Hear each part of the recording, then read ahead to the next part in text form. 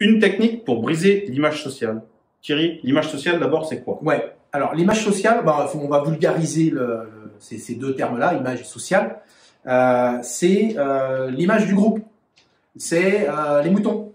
C'est 10 personnes, il y en a 9 qui pensent comme ça, donc le 10e qui pense complètement l'inverse va dire « je pense pareil que vous les gars ». Ça, c'est l'image sociale, c'est-à-dire on s'identifie à des pensées, enfin des modes de pensée, on s'identifie à des caractéristiques, à des critères d'une forme de population ou d'un groupe pour globalement être attiré et faire à peu près la même chose ou penser la même chose. Dans les entreprises, ça peut être extraordinaire parce qu'on cultive la culture d'entreprise au travers de l'image sociale ou de l'image des groupes, mais aussi on peut avoir l'effet inverse, c'est-à-dire des groupes qui sont complètement, enfin, des individus dans des groupes qui sont happés par la pensée du groupe et qui vont à l'encontre d'un certain nombre de principes, par exemple en santé et sécurité, et qui vont avoir, il y a quelques années, alors c'est pas pour, c'est pas facile, je veux dire, il y a quelques années dans le bâtiment, celui qui buvait pas, il faisait pas partie de l'équipe. Bah ça c'est de l'image sociale. Tu bois, tu rentres. Tu bois pas, tu rentres pas. Il y a eu des activités dans lesquelles les dockers, ça a été un peu des sujets comme ça. Il y a des activités dans lesquelles quand vous rentrez, vous devez vous intégrer au fonctionnement du groupe. Et ça c'est l'image sociale.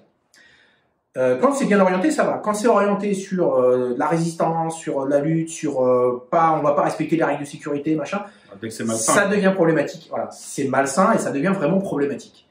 Comment on casse ça, l'image sociale? Eh bien en fait, le pendant de l'image sociale, c'est l'opinion personnelle. C'est-à-dire que si vous êtes dans un groupe de 7-8 personnes et que ce groupe-là, c'est le groupe qui gère en fait, qui oblige les gens à penser de telle ou telle façon, parce que le groupe fonctionne comme ça. L'idée, c'est qu'à un moment donné, vous ayez la possibilité individuellement de demander l'opinion de chacun, quitte à les sortir du groupe. Mais dis donc, tu penses quoi, toi, de tout ce qui a été dit là? T'en penses quoi réellement? Ah ouais, en fait, moi, je veux pas le dire devant tout le monde, mais moi, je suis plutôt là. Et en fait, individuellement, quand vous prenez les gens individu par individu et que vous échangez librement avec eux, il y a un moment donné, vous vous rendez compte que le groupe s'est mis une sorte de pensée qui vient à l'encontre d'un certain nombre de principes, alors qu'individuellement, les gens pratiquement n'adhèrent pas. Quand vous avez détecté des gens qui n'adhèrent pas, essayez justement de travailler au travers de cette opinion personnelle, de modifier la façon dont le groupe fonctionne en ouvrant l'échange. Ce qui est incroyable sur ce que tu dis, c'est qu'en fait, il y a un modèle mathématique qui permet de savoir combien de personnes il faut changer pour faire basculer. Ah oui. Okay. Ça, c'est de la gestion de propagande. Tu ne donnes pas la réponse. Vous nous appelez. Salut. Non, je vais vous la... je vais la donner.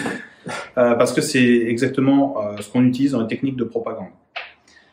Si vous êtes capable de calculer la racine carrée d'un groupe, vous connaîtrez le nombre de personnes qui doivent savoir qu'elles ont la même opinion.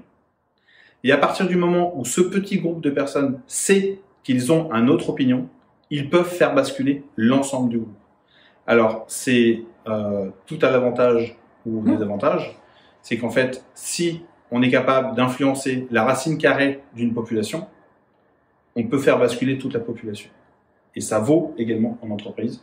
Donc, pouvoir sortir les gens, leur demander leur avis et leur faire prendre conscience que leur avis est autre que celui du collectif, c'est très bien.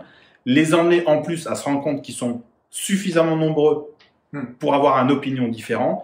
Si vous arrivez à les interconnecter entre eux, vous, dans la quantité racine carrée de la population complète, vous avez créé un effet de bord qui va changer l'état d'esprit du collectif. Donc, calculette, feu.